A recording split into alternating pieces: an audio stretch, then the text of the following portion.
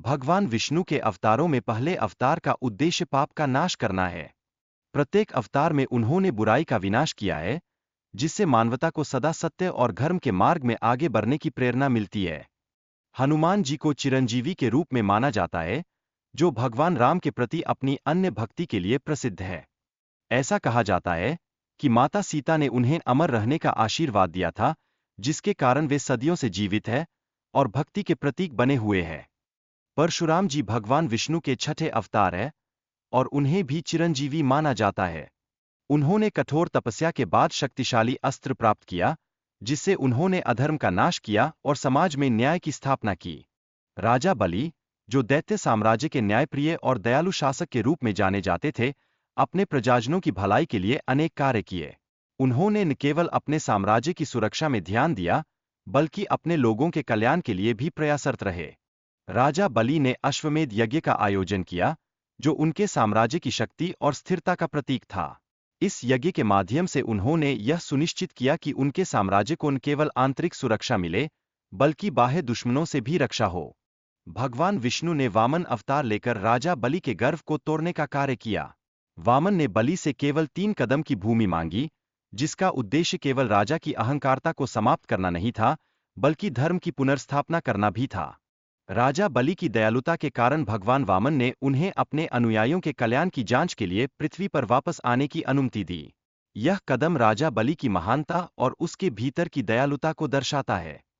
विभीषण, रावण का भाई, भगवान राम का अन्य भक्त था। उसने अपने भाई रावण को भगवान राम से शत्रुता न करने की सलाह दी, जो एक सच्चे भक्त का धर्म निभाने का उदाहरण प्रस्तुत करता है।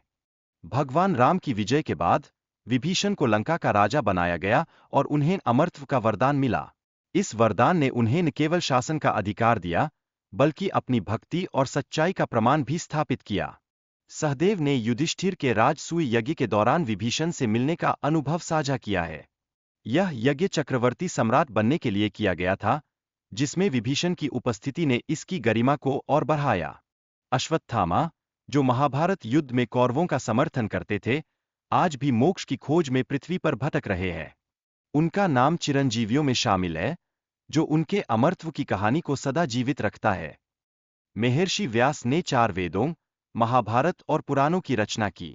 उन्हें भगवान गणेश की सहायता से महाभारत लिखने में कठिनाई का सामना करना पड़ा, जो उनके ज्ञान और श्रम की महानता को दर्शाता है।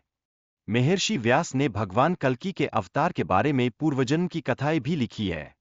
यह उनके ज्ञान और भविष्यवाणी की क्षमता को दर्शाता है, जो धार्मिक और ऐतिहासिक दृष्टिकोण से अत्यंत महत्वपूर्ण है।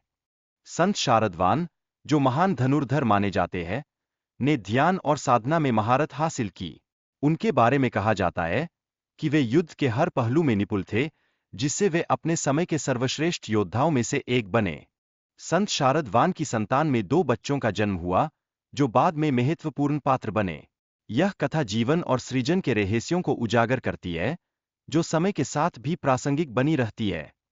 कृपाचार्य की बहन कृपि ने भी युद्ध कौशल में योगदान दिया और दरबार की हथियारों की मास्टर रहीं। यह उनके परिवार की विशेषता थी, जिसने उन्हें एक महान योद्धा और शिक्षिका दोनों बनाया। कृपाचार्य को उनके तप के कारण अमरता का वरदान मिला है। इस वरदान ने उन्हें महाभारत के बाद भी जीवित रहने का अवसर दिया, जिससे उनकी ज्ञान और अनुभव की पोतली हमेशा के लिए मानवता के लिए उपलब्ध रहे। कृपाचार्य को 7 ऋषियों में से एक माना जाता है। भविष्य में वे कल्कि के अवतार की मदद करेंगे, जब कलयुग का अंत होगा। यह उनकी भूमिका को दर्शाता है, जो समय और इतिहास में अमर होगी।